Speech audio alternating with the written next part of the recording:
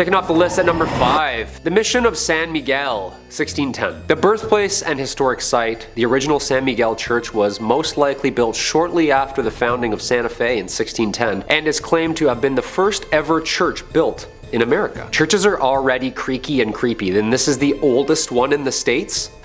Okay, here we go. This church was built right across the Santa Fe River in the area referred to as the Barrio de Analco, which was inhabited mainly by the native population for the past 1,000 years. The San Miguel mission was first mentioned in writing in 1628, indicating it was in use at that point as both a mission and a school. Although intended as a mission, the Spanish also used it as their parish church until the parroquia was completed. The original San Miguel church was probably much smaller than the structure present, with more of a rectangular apse, a slightly raised sanctuary, and a simple front elevation with no towers at all. The surviving foundations were excavated and closely researched by Bruce Ellis and Stanley Stubbs in 1955. Although the present building dates from 1710, it has undergone a multitude of significant structural changes since its infamous riot in which partially destroyed the building during the Pueblo Revolt of 1680. This was an uprising of mostly the indigenous Pueblo peoples against the Spanish colonizers in Santa Fe de Nuevo Mexico. The Pueblo Revolt killed around 400 Spaniards and drove the remaining 2,000 settlers out of the province, which is where the creepy stuff kinda sits around. Since its construction, there have been over 300 years of ghostly apparitions seen at these ruins. You can never really pinpoint a specific person at this location, but there are numerous sightings that have been documented over the years, ranging from ghost horses, dragging sounds, and loud bangs resembling warfare. The San Miguel Chapel still stands after 400 years due to its local, national, and international community that has supported its preservation and history. Everybody chipping in. I love it. Little TLC. I bet you this is also where you see ghosts on different floors that used to be there or behind walls that don't even exist anymore. Like, are they bound by these structures forever? They're just like...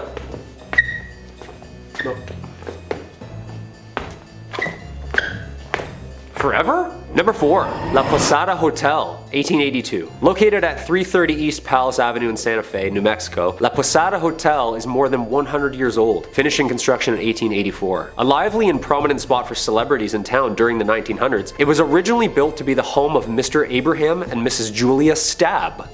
Perfect last name for the start of something scary. Stab. A prominent businessman and German immigrant, Abraham had constructed this beautiful Grand French Second Empire estate ready to make a life working with his brother Zodak in business and eventually settling down in this historic town, with the mansion acting as a social hub for both the business and celebrity events. It is said that the Stabs have 7 children, one of which died at birth, and which in fact led Miss Stab to a depressed self-exile state, dying at the age of only 52. The mansion was converted into a hotel in 1936, shortly after the rubble of the Depression had cleared, and it is said that Julia herself haunts the rooms of LaFonda Hotel. Guests have made claims to hear voices in vacant bedrooms, lights flickering on and off, and even doors slamming in the middle of the night. Voices saying things like, "I'm in here." It's never just like casual and calm, like, "Oh yeah, just leave the door open, I'm in here, come on in." It's always a creepy whisper in here like, "I'm in here." Too creepy. LaFonda Hotel Resort and Spa still remains one of New Mexico's most haunted hotels and is active and encourages overnighters to check out the Julia Stab package, which involves a ghostly tour, history lesson of the grounds, a lovely dinner away from the kids, and a day done right by the pool or spa. Unfortunately, I won't be taking them up on the Stab package at any time soon. Not at all. No chance. I hear one thing in the middle of the night and I'm out, and I'm up quickly. 12 seconds flat. I'm just like...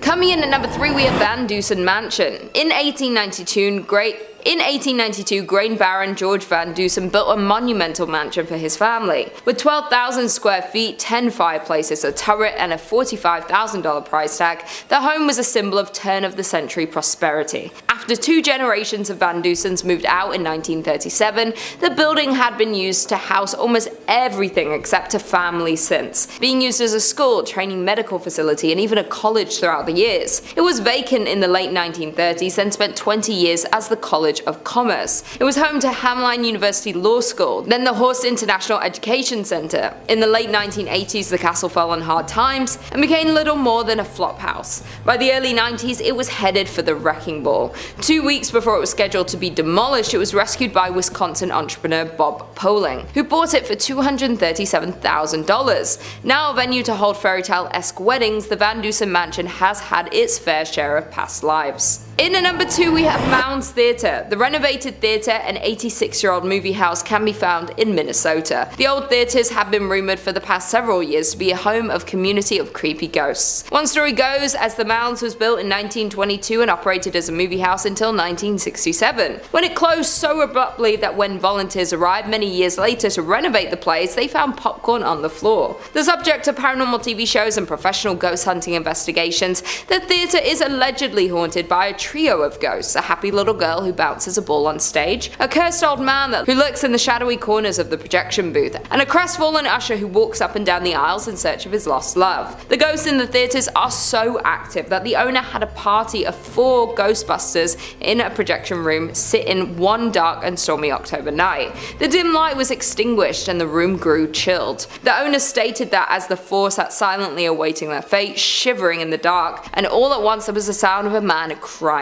When investigating the sounds of the crying man, they found a shadow figure in the corner of the room. The figure reported having black glittering eyes and an aura of anger. Because of the odd ghost encounter and negative energy, they had to abruptly end the ghost investigation before it was too late. Another former owner who reopened the theatre in 2001 claims that the spirits of the theatre have gone physical and grabbed them while they were working late at night. Some paranormal investigators have left with claw marks on their backs, but the scariest ghost of them all is considered the young girl. This is the theatre's most notorious ghost and is seen in a pink dress, often bouncing a ball on the stage. And finally, in at number 1 we have Anoka State Hospital. Located in Anoka town is the Anoka State Hospital, which is arguably the most haunted place in Minnesota. The Anoka Hospital was the first state asylum for individuals that were deemed insane. The building was established in 1898 and opened in 1900 to admit patients from other state asylums that had become too crowded. The first 100 patients were males from St. Peter's State Hospital and were considered to be chronic incurables, men who had lost their minds due to heredity, causes, or environment. In 1906, 115 women were also transferred to the asylum from St. Peter's State Hospital. Residents were not to receive any type of treatment at this asylum, as this was the final stop for them until they passed away.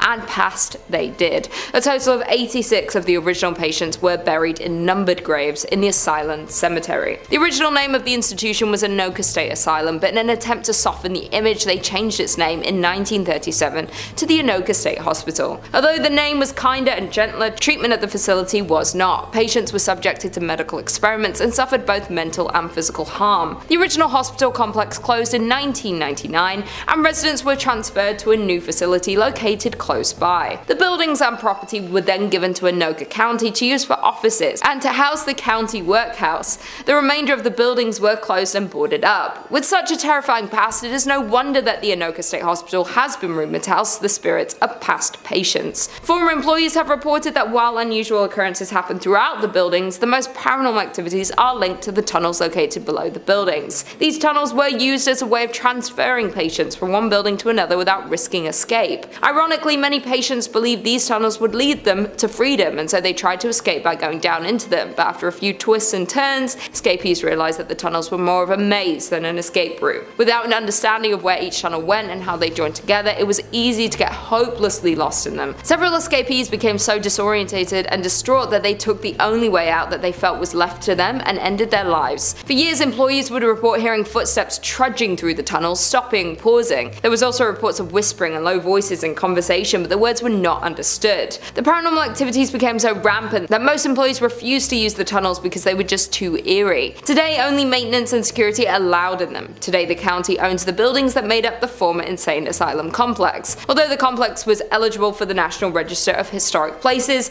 it appears that time has passed. The current buildings are in a state of extreme disrepair. Number 5 on this list is the Bach Hotel.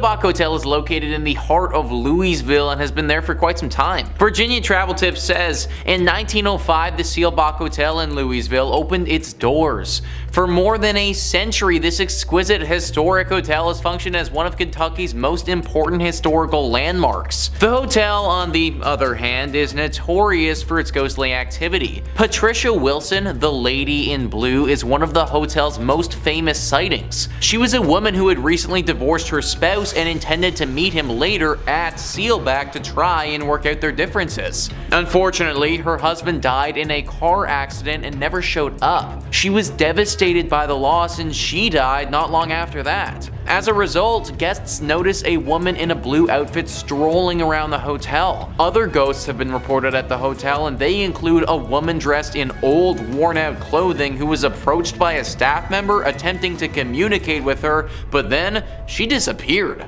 Most of the encounters with this woman have been tame, but there have been some that have gotten quite aggressive. Some teenagers were apparently making fun of her or doing something that they shouldn't have been doing, and she responded by literally clawing and scratching at one of them, leaving horrible marks behind. The victim also said that it felt as if she crawled into his brain and told him horrible secrets about himself that he'll never be able to forget. A hotel like this is supposed to be nice and relaxing, but based on what I've read, I don't know if that's going to be the experience you get at Seelbach. Number 4 on this list is the Talbot Tavern. Really too bad that this place is haunted, because it would have been a pretty nice spot to get a brew if it wasn't. Virginia Travel Tips says, built in 1778, the Talbot Tavern is located in Bardstown, Kentucky. Currently, the Haunted Kentucky Tavern serves as both a restaurant and a 5-room B&B, and it's known for being haunted. A former accountant recalls coming across a man in a long coat strolling across the top floor. He then turned to face her and began laughing uncontrollably. Another famous hotel resident was the lady in white who forced a couple to flee the hotel in the middle of the night since she was hovering over them while sleeping. Many workers and visitors to the residence have related accounts such as orbs floating around the rooms, flashes of lights without cameras being seen, objects moving on their own, and doors opening and closing when no one's in the building. I, for one, am not trying to wake up to a ghost just hovering over me, guys. Honestly, it might give me a heart attack and, well, I'd never wake up again. This place is weird because no one really knows why it's as haunted as it is, but there's no doubt that it's teeming with paranormal energy. Pick a different place to go get a drink if you're in Kentucky. Number 3, the Old State Penitentiary, 1885. The Old State is located 15 miles south of central Santa Fe and is an active men's maximum security prison that was built in 1885. Acting as a prison system for the US, the prison saw 3 massive riots in its entirety, including 1922, 1953, and the worst and most bloody riot of all, 1980. One of the worst prison riots in American history. It's presumed to be the reason behind its haunting reputation. On February 2nd, 1980, several inmates initiated a riot which led to the inmates gaining control over the prison for a full day and a half. Unfortunately, at the time, post-70s, the prison was overcrowded, underfunded, and riddled with untrained, fresh-faced security guards with the rampant need for excess bodies due to the overgrowing inmate count. After escaping and organizing this event, the cellmates then tortured 12 prison guards and brutally murdered 33 other inmates. These riots soon became medieval in nature, gruesome, and truly evil. The most famous area for paranormal sightings can be heard and seen around cell block 4. Men here were brutally butchered, dismembered, decapitated, and some even hung up on the cells and burned alive. This section of the prison was closed in 1998 and is now referred to as Old Main. As if that history isn't dark enough, witnesses and researchers claim that there's a ton of spirits that roam this prison. Dark figures and ghostly shadows have been seen roaming the cells and halls, unexplainable slamming of cell doors, men's voices, strange noises, and even echoed screams can be heard at this location. This is why I don't even jaywalk, people. Stay a couple nights at this haunted prison looking at axe marks on the ground? Yeah, no, I'm getting my phone out right away. I know exactly who I'm gonna call. Yeah. Number 2, the Amador Hotel. Located at 251 West Amador Street at the corner of Water Street and Las Cruces, which translates to the Crosses, an area in New Mexico spanning as far back as the settled early 1800s, was thought to be an early mass grave site for the amount of crosses present in the city. The Amador Hotel has stood serving the community in multiple ways over the years, including a courthouse, a post office, a bank, hotel, and even a county office center. Yeah, can I get 2 stamps, please? Thanks. Built in 1866, the Amador Hotel is a popular Las Cruces ghost tour, and some of the rooms were even used as jail cells. Hey, you're grounded for 15 years to life, I don't know. The courthouse was completed in 1885. Amador added another story to the remaining structure, and Amador Hall became a community center where people conversed in drinking and in storytelling. During tours, guests have reported seeing shadowy figures lurking in the hallways, numerous cold spots, flashlights turning on and off by themselves, and having their arms even touched or scratched. Oh yeah, that's it. Just a little to the left. That's perfect. Some even say it's the work of a little ghost girl named Annie, who frequently visits the room on the second floor, giggling. Like, giggling is great and all until like a 200-year-old spirit giggles right in your face. Like, what is still funny? This is terrifying. Joke must have been that good. Little ghost girls? Yeah, that's the scariest ghosts imaginable. 100%. The Amador Hotel ghost tour starts at 8 p.m. and during a visit through the tour of the grounds, history and ghost hunting begins. I'm a strict matinee ghost hunter myself, only during the day, or never. Or like around brunch, that's like perfect, nice and sunny. And coming in at number 1, Double Eagle Restaurant. If you're heading down to Mesilla, New Mexico this weekend and enjoy burgers and ghost stories, well, then the Double Eagle Restaurant is a must stop for you. Known not only for the world's largest green pepper chili burger, this blast from the past decorated head to toe in its luxurious upscale Victorian decor is now the home to 2 prominent and active restaurants, the Double Eagle and Pepper's Cafe. Alright, here we go, let's dive in. Possibly the world's most haunted restaurants, originally owned by the Mays family, owning one of the leading and most lucrative import-export businesses in Santa Fe, was Senor and Senora Mays. Senora Mays expected only the best for her eldest son, Armando. Mothers and their sons, right? Always imaginarily wiping something off their faces. Come here, there's more. There is grim history here, involving 2 forbidden star-crossed lovers and a pair of sewing scissors. Thank you. The Double Eagle restaurant is not only home for great food, beautifully handcrafted cocktails, but also home to a double homicide gruesome murder, in which these victims' souls would seem to be trapped within these walls forever. Armando, son and heir to his parents' business, falling head over heels in love with the family's household servant named Enos. Although Enos reciprocated such feelings about Armando, their relationship had to remain a secret due to Armando's mother's strict ordinance and the difference in the teenager's social and political positions. When Senora Mays discovered this relationship, she demanded that it end at once and banished Enos from her home indefinitely. It is said that one day Senora Mays came home, unexpectedly interrupting the lovers, mid-swoon, entranced by their love as she grabbed her sewing scissors from the basket on the patio and attacked Enos, stabbing and killing her. As she prepared to strike again, Armando, her son, threw his body in front of Enos and was stabbed instead. Yeah, that's some Romeo and Juliet stuff there, people. The murders were held in the famous Carlotta Salon Room, which can be visited at any time. A heavily requested stop where spooky goers can see a newspaper article titled Young Lover Ghosts on display, as well as an array of pictures taken of the young ghost lovers together over the years. That's terrifying! Here's the room, here's what happened, here's some proof. That's all I need to know. I've made my mind up. For never was a story of more woe than this of Enos and her Armando. And I tried to end on somewhat of a happy note. Love lasts forever, and that's what I'm taking from this. Coming in at number 5, we have South Manatee Island in Leland. South Manatee Island is part of an island chain in Lake Michigan that extends north to the Straits of Mackinac. The only public access is by ferry from Leland, Michigan. The island consists of a ridge of tilted layers of limestone buried under a blanket of glacial debris. 16 miles offshore from the Lilano Peninsula, featuring 300-foot sand dunes, deserted shoreline, and empty campgrounds, it's about as terrestrially creepy as you can get in Michigan. In the 1800s, the island became a popular harbor for ships traversing the newly built Erie Canal into the Great Lakes and on to Chicago.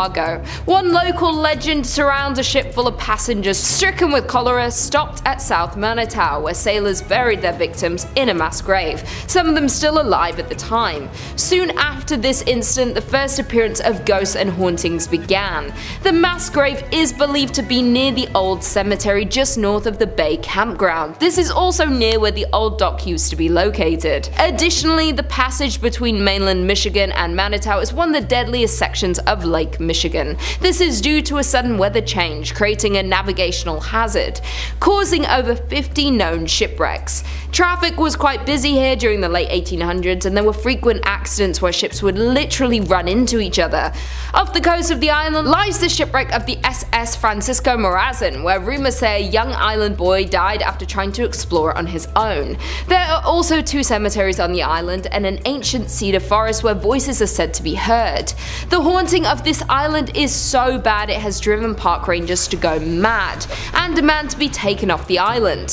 One ranger even confessed to hearing voices, footsteps, and slamming of doors inside buildings that were otherwise unoccupied. Coming in at number 4 we have Masonic Temple. With over 16 floors and 1,000 rooms, this Gothic temple is one of the most striking buildings in Detroit. Furthermore, this is the largest Masonic temple in the world. According to rumors, there are hidden passageways, rooms and staircases, so be careful as you might get lost quite quickly within the walls of this temple. The most famous urban myth associated with the temple is that of the architect George D. Mason. Legend has it that Mason went bankrupt funding the construction of the temple. He was going through financial difficulties and was very close to foreclosure. Due to this stress, George D. jumped to his death from the roof. This story will back up the fact that many reports of a ghost climbing the steps to the roof of the building as if stuck in a loop of his darkest moment. Even scarier, additionally, guards frequently find the door to the roof unlocked, even when it was just checked moments earlier. Additionally, the temple has various cold spots and doors are reported to close suddenly. One of the roof doors is said to swing open just moments after it is locked by a watchman.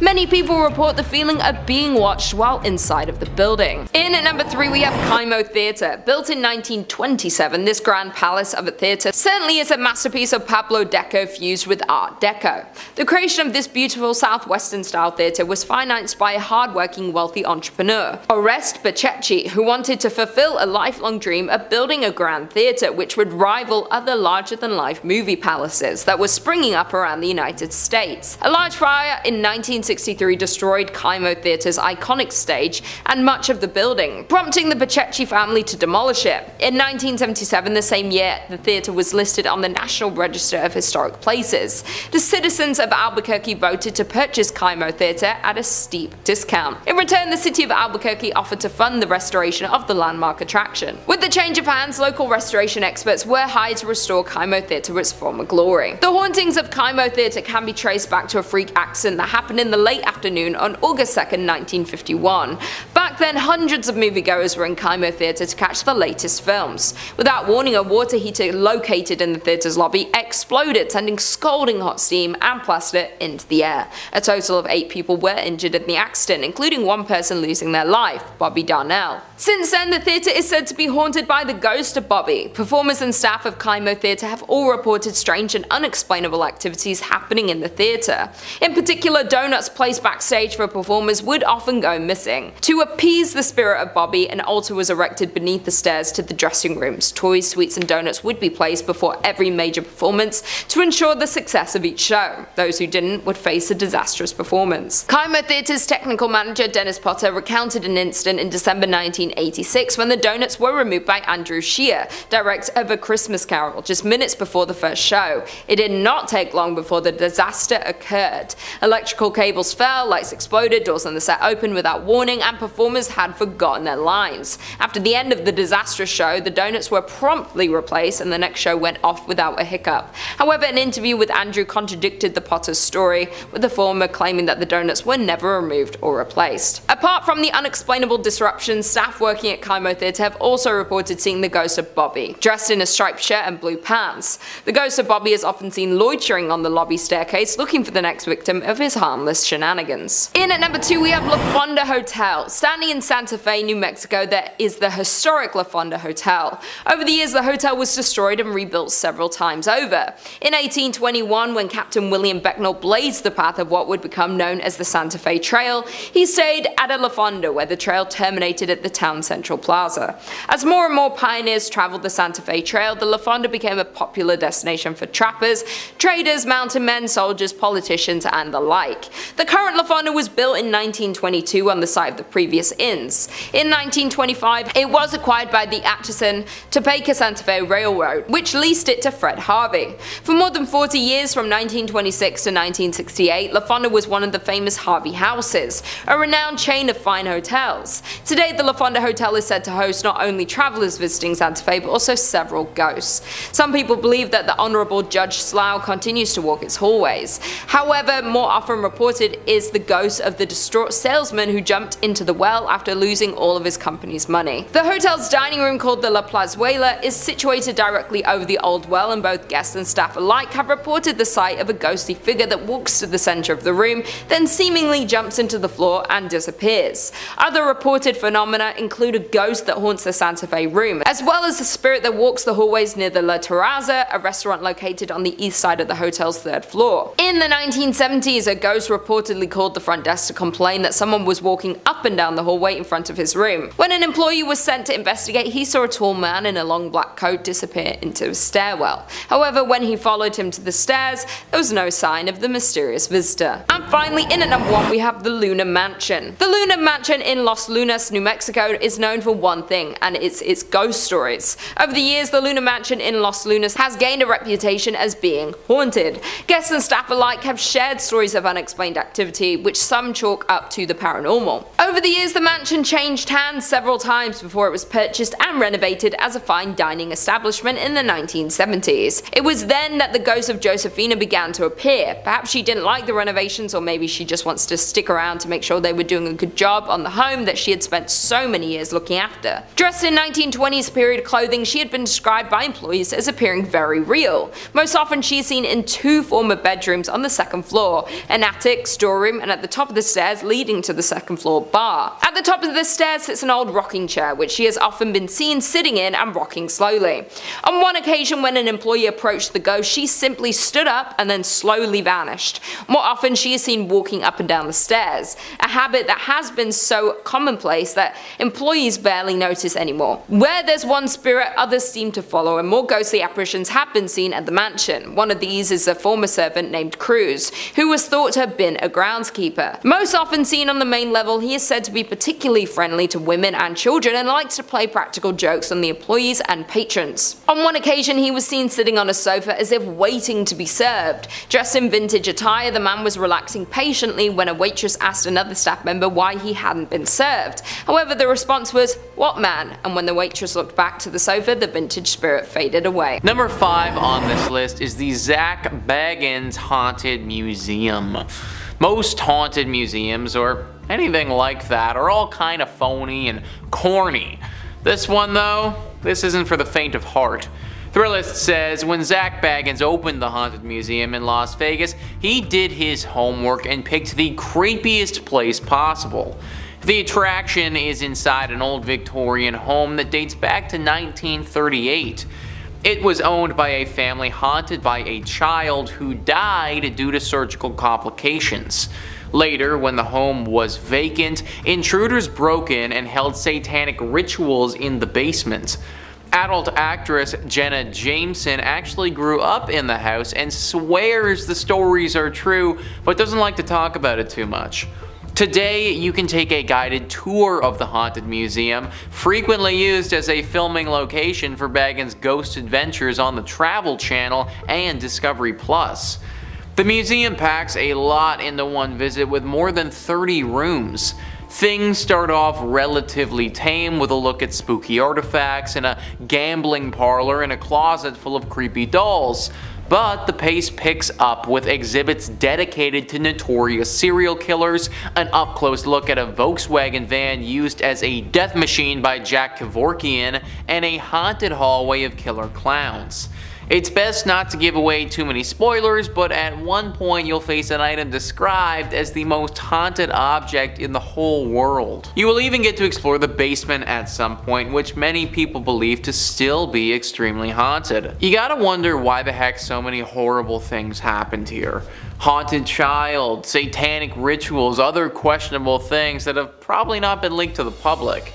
I guess it makes sense to have a haunted museum here, but obviously bringing in all of these other haunted items has just further promoted paranormal energy, and now this is clearly a hotspot for spirits and ghosts alike.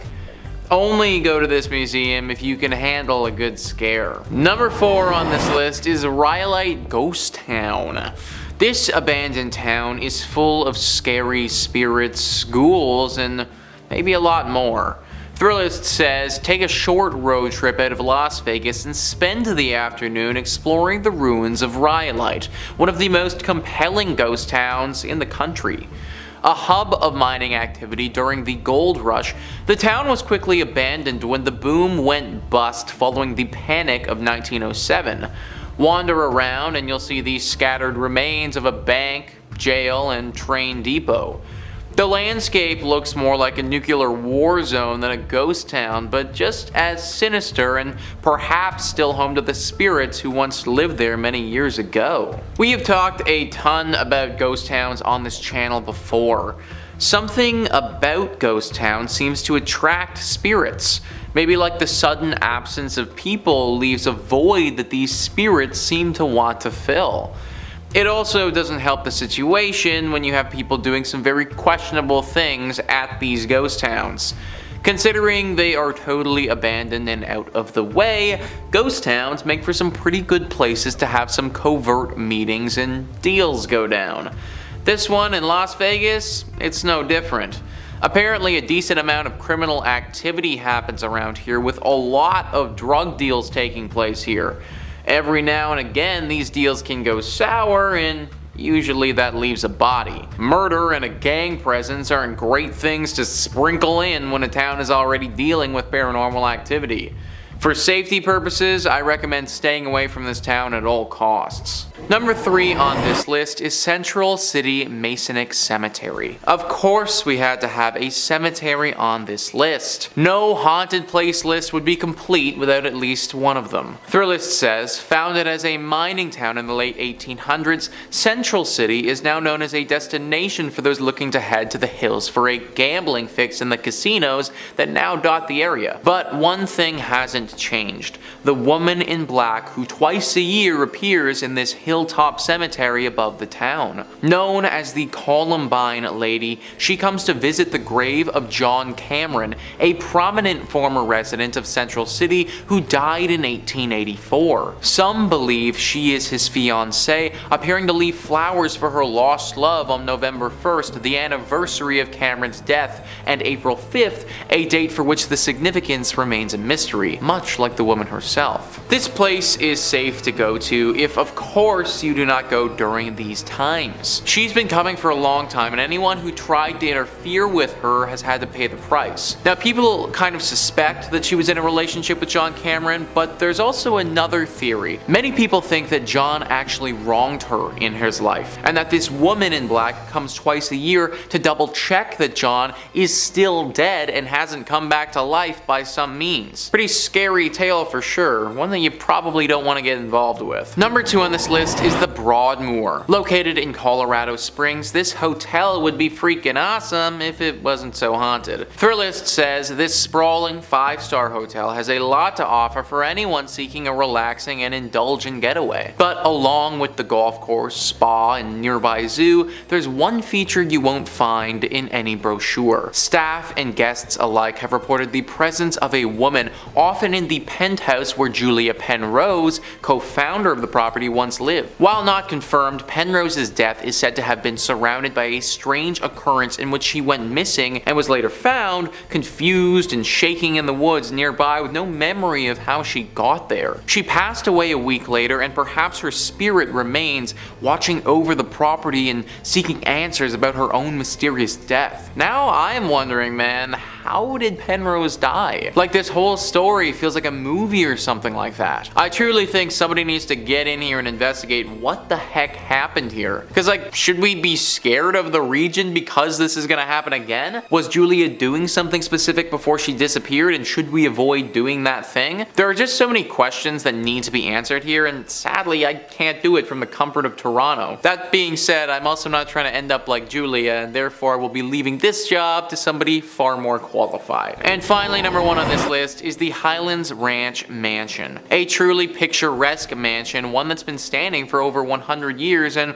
one that's home to a ghostly spirit. Thrillist says this sprawling stone mansion, built in 1891, is often rented for weddings and events due to its impressive structural beauty and picturesque prairie views. But it's also a historic property and somewhat of a museum of the times, with a bit of paranormal activity sprinkled called in. The ghost of Julia Kistler, daughter of F. Kistler, who bought the property in 1926, is said to haunt the home, with visitors and staff alike reporting hearing a woman's sobs, seeing a silhouette figure moving about when the mansion was otherwise vacant, and lights sporadically turning on and off. I don't know about you guys, but during my wedding ceremony, I want to hear beautiful sounding music, not the sobs of some ghost woman thing. Apparently she's crying all the time, and this woman's emotions are not something to play with. There's a story where once several children were playing around here. There was a wedding ceremony scheduled here for later that day, and the children were off doing what kids do before the proceedings got underway. They ran into this ghost crying, and then they started to make fun of her. They were rude and definitely unkind, but they also didn't deserve what she did next. It's said that in a fit of rage, she flew inside their bodies and possessed each and every one of them for a short time,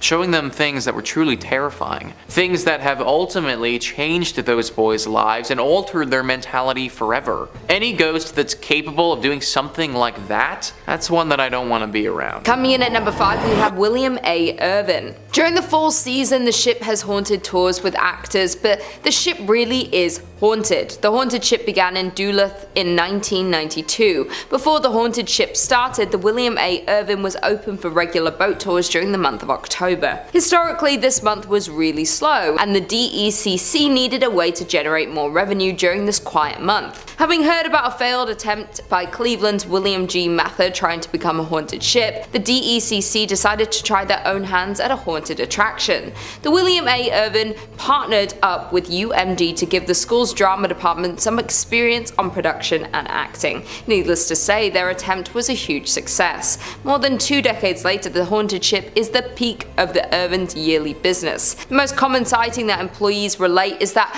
a lady in white has been seen walking around the ship, noticeably. She is usually up on deck and is dressed in period clothing. Nobody has ever been able to identify who she is or why she is tied to the vessel. There is also said to be a former captain who is still overseeing his ship. He is most often seen in the captain's chair and is said to be angry that the ship remains in dock and is no longer seaworthy. There are another 2 men haunting the ship. One sticks to the front of the ship and apparently does not understand what has happened to him, while the other sticks to the rear of the ship and has confirmed that he died after falling from a ladder. The family of the second man has come forward and said the story surrounding his death was always suspicious, and they were denied a claim to his pension. In at number 4, we have Enga Tower. The 82-year-old watchtower can be found right in the middle of Enga Park. The tower was built in 1939 and looks over the Duluth Harbor, being known as one of the most well-known haunted places in Minnesota, and for good reason. The tower is 531 feet above Lake Superior and is built of bluestone from local sources. Enga Tower was first dedicated by Crown Prince Olav and Crown Princess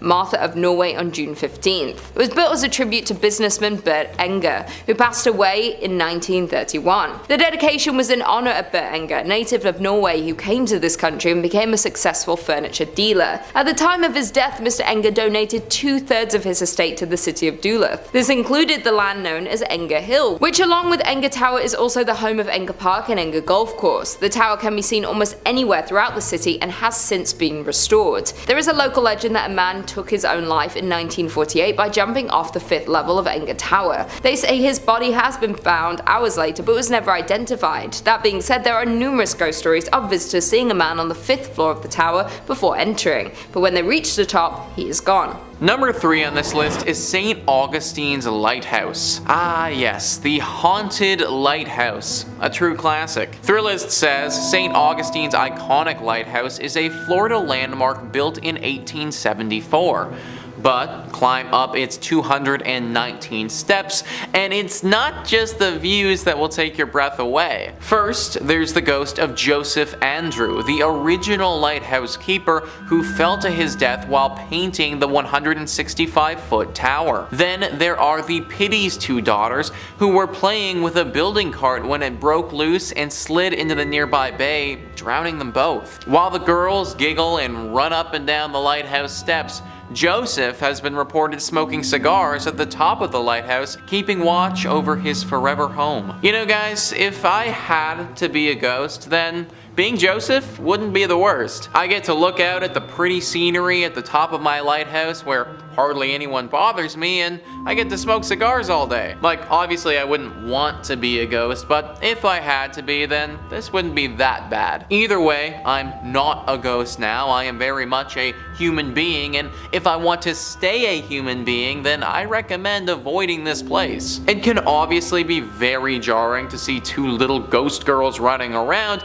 and even though all of these ghosts are supposed to be pretty chill, we know that the paranormal can be unpredictable. I'm sure that there are tons of other non-haunted Florida lighthouses around if you're really pining for a good view. Number 2 on this list is Fort East Martello. If you don't like dolls, then you really won't like this one, guys. Thrillist says, if there is one rule all Floridians follow, it's do not mess with Robert the doll. The 4-foot figurine has terrorized anyone who hasn't taken him seriously since he was gifted to artist Robert Jean Otto in 1904. Otto blamed any mischievous act around him on Robert the doll, effectively coining the oft-repeated Robert did it mantra. The doll currently holds court inside Fort East Martello, where he lives inside a glass case surrounded by a constant soundtrack of haunting xylophone music. The room evokes a heavy air immediately upon entering, and the walls are papered with apology notes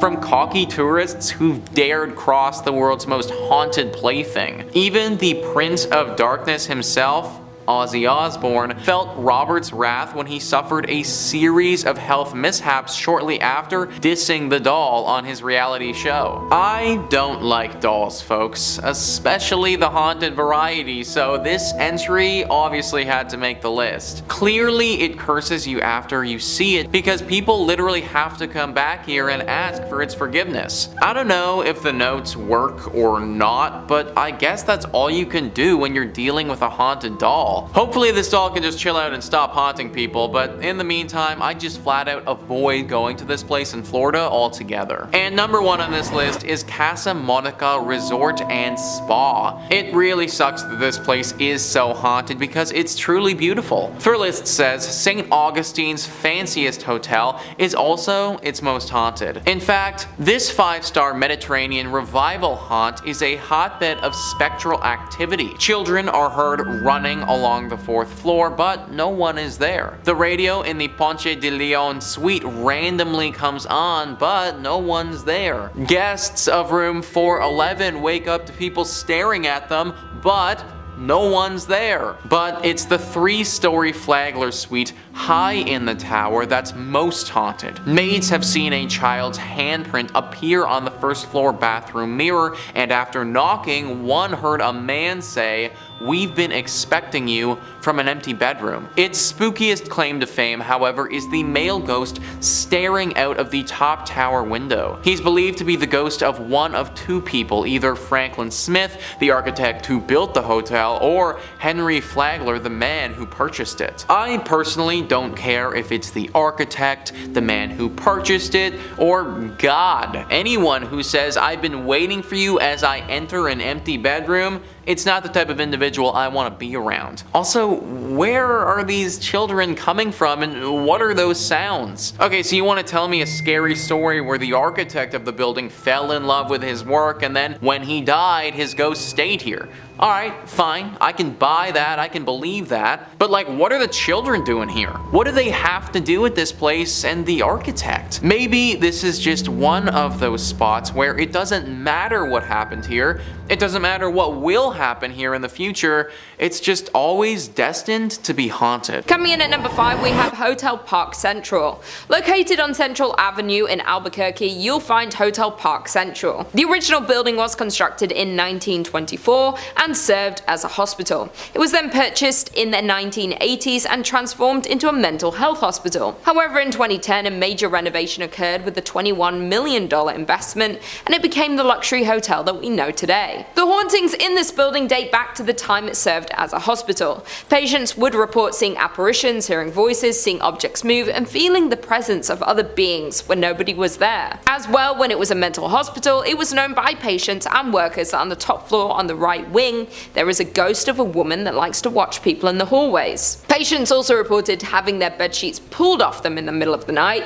Patients were not the only ones to experience things that couldn't be explained though. Staff of the hospital did too. They would often have the sensation of being watched, as well as hearing something whisper in their ear, the movement of objects, and a general sense of heaviness throughout the buildings. Today, many guests at the hotel report similar paranormal experiences, as many guests report feeling watched and the presence of unseen beings. They have also reported hearing voices and shuffling in the stairwells. Several guests have also seen a female apparition on the third floor wing. A group of paranormal investigators were brought onto the scene of the hotel. The investigators were 3 team members who all experienced unexplained voices and whispering while close to the hotel. They also reported distinct coolness near their bodies and a sense of being watched. After reviewing their evidence, some of these experiences were captured on digital voice recorders. They also carried out the flashlight technique, an attempt at communication with the spirit that involves the answering of questions through the turning on and off of the flashlight.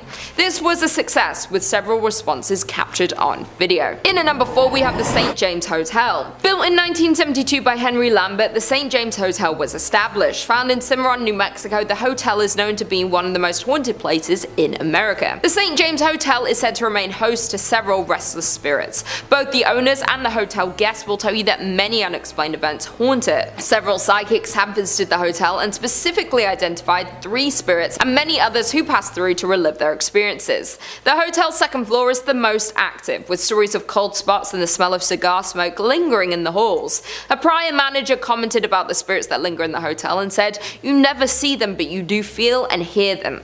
Another report from a former owner states that she walked into the dining room and saw a pleasant-looking cowboy standing behind her in the mirror on the front of the bar. The spiritual activity of the hotel has been featured on the popular television show Unsolved Mysteries and A Current Affair. Room 18 at the hotel is kept locked because it houses the ghost of an ill-tempered Thomas James Wright, who lost his life at his door just after winning the rights to the hotel in a poker game. Having been injured from behind, Wright continued into the room and slowly met the end of his life. Because of the tragic accident that happened in room 18, it is known as one of the scariest and most haunted rooms. This can be seen with one former owner who said she was pushed down while in the room, and on another occasion saw a ball of angry orange light floating in the upper corner. The staff considers the room to be the most haunted, and people are rarely allowed to enter this room, much less sleep in it. Rumors abound that when the room was rented, several mysterious deaths occurred there. Other unknown entities are also said to roam the hotel, creating a host of paranormal activities. Staff report that items constantly fall off walls and shelves, and electrical equipment at the front desk behaves unpredictably. Others have reported cold spots throughout the historic inn, lights that seemingly turn on by themselves, feelings of being watched by unseen eyes, and cameras that cease to work inside the hotel, strangely returning to normal after leaving St. James. Number 3 on this list is the Kentucky State Penitentiary. We always got to include the creepy jail in one of these lists, guys, and this is Kentucky's. Virginia Travel Tips says the Kentucky State Penitentiary is situated near the Tennessee border on a sharp bend in the Cumberland River. In the 1800s, a maximum security jail was built there. It is a gorgeous place from afar, but up close it is a death and ghost machine, according to a local author and paranormal investigator. Thousands of men have been executed in the prison's electric chair, known as Old Sparky. During his death row cell inspections in the late 1980s, a guard had a terrible incident where no one stayed. He was greeted by a prisoner who was reading the Bible. When he returned to his office, he asked about the prisoner's meal, only to discover that no one was in that cell. When he returned to the cell, he discovered that it was empty except for a small Bible on the floor.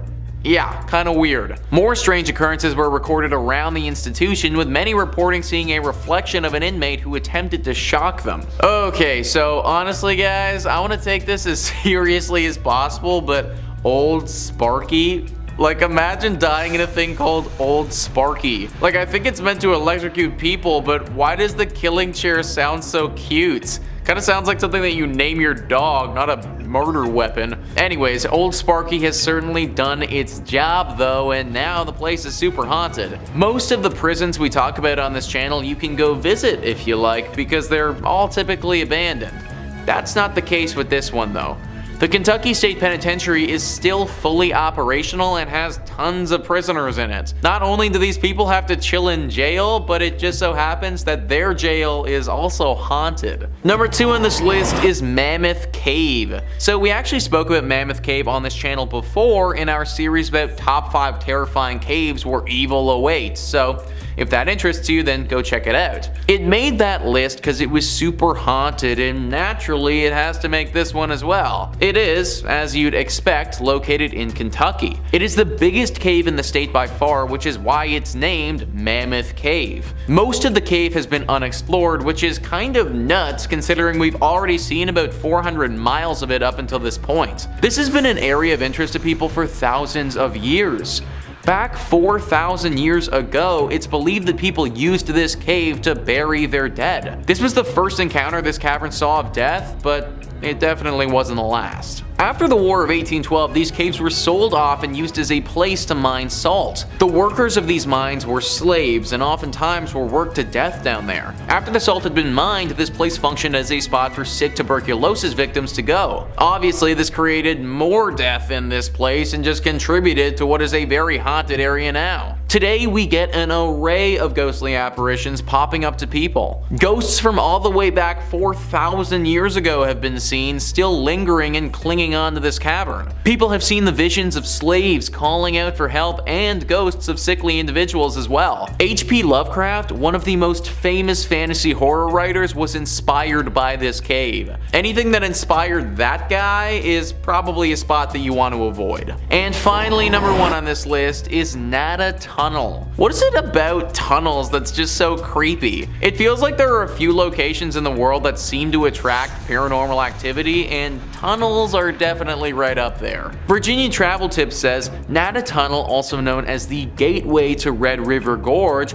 is located in Powell County, Kentucky. Works of a 1-lane tunnel on a 2-way road began in 1910 and concluded in 1911. Drills and dynamite were used to rip through the limestone rock during construction, and one worker died while attempting to dissolve a stick of frozen dynamite by placing it next to the fire, which, resulted in the dynamite exploding. As a result, the man's spirit is claimed to haunt the Kentucky Tunnel. Others allege that the location is haunted as a result of a climber who died in this region. These incidents are linked to the mythology of a green orb appearing in front of the tunnel. If you plan to enter the tunnel, keep in mind that it only fits one automobile at a time, therefore check for other car headlights before proceeding. This is one of the coolest haunted places in Kentucky for the sake of it being engulfed in nature. So it may look really cool, but the haunted nature of this spot makes me think that it should be avoided. Man, imagine literally getting blown up by a stick of dynamite. Like, that might actually be the worst. Granted, my dude did stick the dynamite literally right next to a fire, so I feel like he might have brought this one on himself a little bit. I'm not really sure how the climber would have died in this tunnel, but you gotta imagine that he screwed up if he was climbing in a tunnel. Either way, the spot is definitely riddled with these spirits, and they manifest themselves as this glowing green orb. Now, there haven't been too many reports of this thing being super dangerous, but it is definitely creepy to say the least. Locals don't really travel down this pathway for fear of the orb and what it could potentially do to them. Also, on a total side note, I just want to bring up the fact that this is a 1-way tunnel on a 2-lane road. Like, how dangerous is that, guys?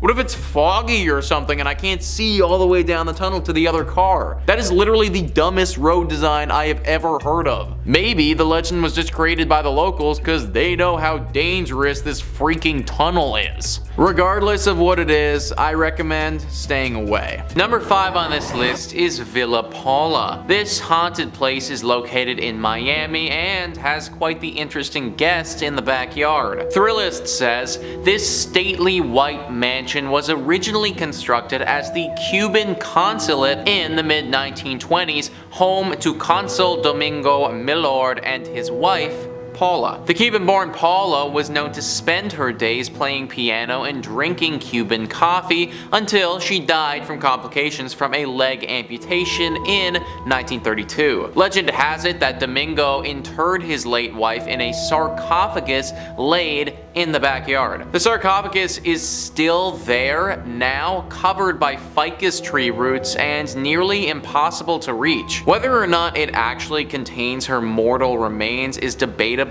at best, but reports of her ghost persist. It's said her ghost is in different rooms there, says History Miami's Dr. Paul George. People who've lived at Villa Paula since have had existential kinds of experiences. Among them, phantom coffee smells and piano playing, a one-legged woman roaming about as well. So there is a literal sarcophagus just chilling in this person's backyard. Can you imagine having that just show up on the house listing? I'd be like, no, we are not okay with that. I'm kind of surprised that no one has gone to go deal with the sarcophagus before. I mean, you can't just leave this thing down there like that and expect the ghost to just go away. I would imagine that Paula's spirit is probably tied to the sarcophagus, and in turn it's tied to the area. Granted, I do kind of understand why no one wants to dig it up. Think about all the crazy stuff that's happened with the pyramids. You dig up this sarcophagus and you might end up being cursed for life, which is obviously something that nobody wants. But now we're left in this awkward place where we can't get rid of the ghost, but at the same time can't live here either. That's why I'm recommending to all of you watching, just avoid Villa Paula altogether. Number 4 on this list is the Blue Anchor Pub. So this is an interesting one because this pub didn't actually start in Florida. Thrillist says this pub was built in 1840s London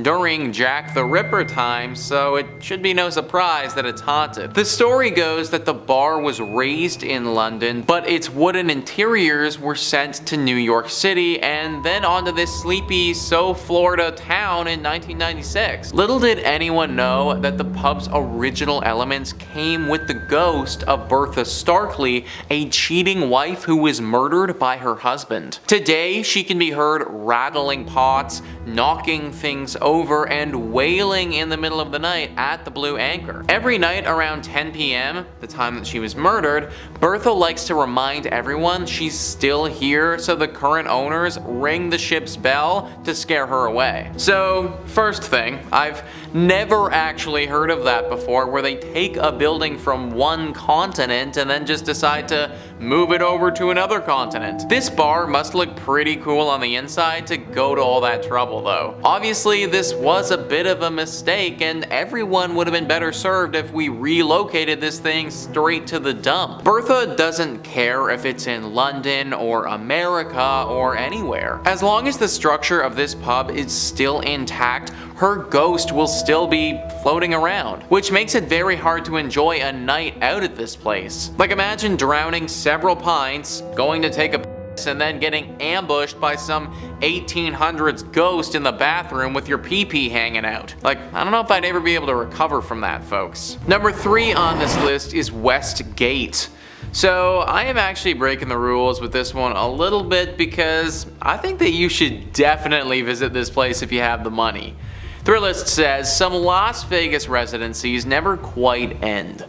Elvis Presley redefined what it meant to be a superstar entertainer in this town with more than 600 shows over 7 years at the International Hotel, which became the Las Vegas Hilton and is now the Westgate. The property continues to honor the king with a statue in the hotel lobby.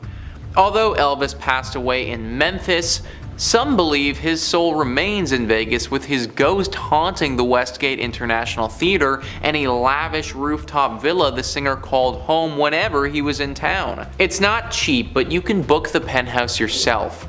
Just call the desk and ask for the Elvis suite. I don't care how creepy it may be or how scary he would look, but if there is an opportunity to see the ghost of Elvis, then that is absolutely something that I definitely want to cash in on. Imagine you pull up to your hotel room after a night of drinking and then you get to have a late night conversation with one of the greatest rock stars of all time ever. I don't think that Elvis would be the type of dude to hurt you or anything like that, even in ghost form. So as long as it's safe to do so, count me the heck in, dude. I want to go to Vegas and party with the ghost of Elvis. Number 2 on this list is Las Vegas Academy of the Arts. As somebody who graduated university for acting, and art school being haunted is just a tad bit triggering. Thrillist says the Las Vegas Academy of the Arts is a magnet school that specializes in music, theater, and other fine arts. Yet its legacy dates back to 1931 when it was known simply as Las Vegas High School, the first official high school in Las Vegas. The site has seen its share of renovations over the years, although 2 of its 3 original buildings remain on campus with their sturdy brick exteriors still in place. Generations of students have swapped stories about Mr. Petrie, a ghost that roams the hallways and haunts the school's theater. Some claim to hear strange noises or feel a chill, especially when rehearsals carry over to evening hours. So, who is Mr. Petrie? Some believe he was a former teacher. Others claim he owned a home that previously stood on the site of the school and burned down in a mysterious fire. Nobody knows for sure. All everyone does know is that Mr. Petrie is a menace. Let me tell you folks, acting is hard enough as it is without some creepy ghost causing problems for you mid-monologue. And apparently he likes to do that all the time. Many shows and performances have been ruined by Mr. Petrie, and the worst part about it is that he will only show himself to one person at a time sometimes. So the lead actor will be out there doing Hamlet and then all of a sudden see a ghost in front of him causing problems. The actor will naturally freak out and lose their mind, but no one else will see the ghost, they'll just see the actor on stage losing it. Which kinda makes the actor look like a bumbling idiot, but really they're getting attacked by some ghost. Try a different art school if you're looking for an artistic education. Number 1 on this list is Bally's. If Trivago or any other site like that tries to recommend you stay at Bally's, don't fall for it, guys. Thrillist says the worst fire in Nevada history tore through the old MGM Grand Hotel on November 21st, 1980. The blaze killed 87 people, mostly due to smoke inhalation, while helicopters rescued survivors from the roof. The property was eventually sold and renamed Bally's, while a new version of the MGM Grand reopened a few blocks south on the Strip. The tower engulfed in the fire is still part of the hotel, and guests sometimes claim to see unusual shadows in hallways, hear strange noises, and notice furniture that mysteriously moves in the rooms, especially on higher floors that saw the worst of the flames. Many believe the strange activity is caused by the spirits of those who didn't survive the tragedy. 87 people dying in a tragedy like that is always going to leave something terrible behind, and that's what we have here. 87 spirits are now restlessly floating around in purgatory at this place. They tried to remodel and change the name and forget everything that happened, but an incident like that cannot be forgotten. The people who died and their spirits, they can't be forgotten. They're still there to this day, haunting the place and trying to seek help. Many of the reports haven't talked about these ghosts being evil, but just being misunderstood and trying to get out of this place. They didn't ask to die in a fire, and they also didn't ask to be left in this purgatory place forever. I would imagine that they want to move on, they just don't know how to get free of this. Hopefully someone can figure out a way to save these souls and let them pass on for good. Number 5 on this list is the Molly Brown House. If you live in Denver, then there is no way that you aren't familiar with this haunted place. Thrillist says you've no doubt heard of the Molly Brown House and likely passed it on the street once or twice too. Molly Brown was a notable member of Denver's elite and perhaps known best for being a Titanic survivor, and despite allegedly living a relatively happy life, visitors to the museum and staff have reported quite a bit of strange happenings. Some have smelled what's believed to be husband J.J. Brown's pipe, or have witnessed lights off and on the fritz, and staff have reported furniture being seemingly rearranged. Sometimes, figures can even be seen roaming the house. A visit is worth it alone for the history, but the potential for getting a bit spooked or walking into a cold spot is definitely an added bonus. We once again have one of those locations where no one has any idea why it's haunted, it just is. Maybe it's the connection to the Titanic that has got this place acting funky. Obviously, that was a very unnatural occurrence and took the lives of tons of people in a very sad way. So I could believe that the Titanic and the survivor of the Titanic plays some role into why this place is haunted the way that it is. Good news is that this isn't the worst haunting that you can run into. Like, yes, you will get a little scared for sure. You might smell something funny, or have a ghost pull something on you, or even maybe have small valuables go missing. But ultimately, you probably shouldn't be dragged to the underworld here by some shadow demon or anything like that. So I guess if you were to visit any place on this list, then this one wouldn't be the worst. Just be prepared for what's coming, because if you aren't, then it could leave you with some serious mental trauma. Number 4 on this list is Phantom Canyon Road. You need to be very careful on this road because there is a good chance you could suffer a serious crash if you aren't. Thrillist says a haunted road is one thing, but a haunted road in Colorado means you're likely on the edge of a mountain and at some serious elevation. Phantom Canyon Road is a detour off the Gold Belt Tour byway connecting Cripple Creek and Florence, and was originally the railroad for that route. As you drive along, you can clearly see the ghost towns of Wilbur, Adelaide, and Glenbrook, and legend has it that the reason for Phantom Canyon's name is credited to sightings of a man wearing a prison uniform walking along the tracks in the 1890s. The man supposedly had been executed at the Colorado State Penitentiary a few days earlier. So yeah guys, you better have your wits about you, because if you don't, this ghost might come out and startle the crap out of you, and then the next thing you know, you're gonna be face deep into a tree somewhere. It also just adds to the horror ambiance that you're driving past several ghost towns along the way. Like, of course, they just had to be on the side of the road as you're also getting stalked by this ghost prisoner. No one really knows what this prisoner wants with you, but let's face it, I can't imagine it's good. My dude was executed back in the day, so for one, what he did was probably pretty bad to warrant a punishment like that, and then secondly, he literally got executed, and I can only guess that his ghost probably isn't too pleased about that. Y'all need to be especially careful if you're driving down this road, because at any point this guy could pop out. Coming in at number 3 we have Doherty Hotel. The Doherty family has owned and operated the hotel since it opened in the 1920s. The Doherty men were and remain the business managers. However, as the current owner Jim Doherty tells it, it was the Doherty women who were the heart and soul of the business. The hotel has a colourful history. During Prohibition, it was a speakeasy, a place for backroom gambling and adult entertainment. It was also a meeting place for the Mafia and Purple Gang. Here, they worked out their differences. In 1938, the hotel was the site of one of the Michigan's most notorious murders. Isaiah Lebo, former Purple Gang attorney turned Purple Gang businessman, was murdered in the bar. He was shot by his cousin and business partner Jack Livingston and sadly passed away. Ever since, there have been numerous hauntings. Some believe it's Lebo who haunts the ground, or grandmother Helen Doherty, who passed away at the hotel. But there is one thing for sure, and it's the many ghost stories that are now associated with the hotel. Guests, visitors, investigators, employees, and the owners have all had some kind of paranormal experience at the hotel, which includes perfume scent wafting through occasionally, loud knocking, bedroom doors open and close by themselves, and dark apparitions and shadowy figures have been spotted anywhere from the lobby to the top floor.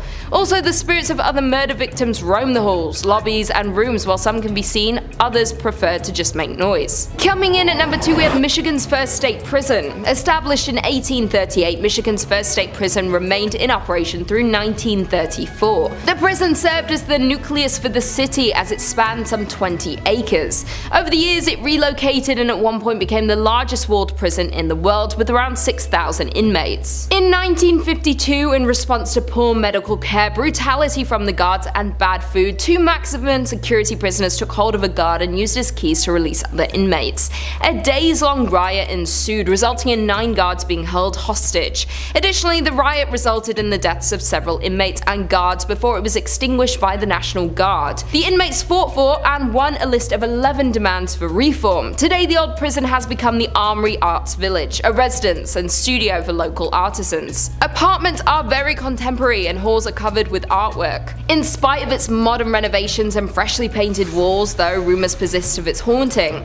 Visitors, workers, and artists of the space claim some prisoners and guards still haunt their former home. Residual sounds of riots are also frequently reported due to the prison's history of such occurrences. Judy Krasnow, an employee at the renovated Arts Village, hosts daytime historic tours of the prison, so a visitor can see the hauntings for themselves. She is also a resident of the prison and lives on site. She has confessed she believes her apartment, which was once a series of prison cells, has ghosts. Furthermore, Judy is not the only resident who believes that. Even though the upper floors have undergone renovations, the underground section that holds solitary confinement remains structurally intact. Although cells have been removed, there is intensity in this area that cannot be denied. And finally, in at number 1 we have the Whitney Restaurant. Located on Woodward Avenue, Restaurant Whitney was the former mansion home of David Whitney.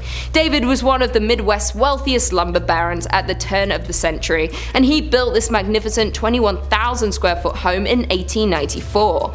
The mansion was restored in the mid-1980s, and since then reports of unexplained paranormal activities have been reported, such as shadow figures have been seen on the 2nd floor, disembodied voices have been heard, and other strange phenomena have occurred. It is known that the mansion is haunted by Whitney and his first wife Flora.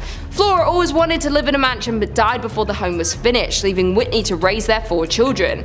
A year after Flora's death, Whitney married her sister Sarah, leaving Flora's ghost to forever live in distress. The paranormal activity within the restaurant is not for the faint-hearted, as there have been reports of the elevator traveling between floors on its own with no one inside to operate it. Furthermore, ghosts have been witnessed on the upper floors, with one staff member seeing an older man looking out the window. The staff member approached the man asking him to leave, and right before the staff's eyes, the man vanishes into the floor. Other reports include noises that sound like silverware and kitchenware being handled and or stacked in table settings keep getting moved around by some unseen presence. The outhouse is said to be the most haunted part of the property. It was originally built for Whitney's slaves and has been largely untouched for years, mostly due to the fear of paranormal. Inside the outhouse is a dining table that is set for the afternoon tea and has been untouched for as long as anyone can remember. Today is still perfectly set but covered in a thick layer of dust, adding to the ghostly atmosphere. The outhouse has no electricity, so sits in the darkness at night. A tour guide who once worked at the Whitney insisted that the building was haunted for his experiences working there. The worker claims a group of dolls vanished from a room inside the building. Also, the worker has reported hearing his name being called from an empty area of the building. The Whitney Mansion is an elegant and beautiful property but has high body counts, a haunting history, and plenty of supernatural sightings still happening today.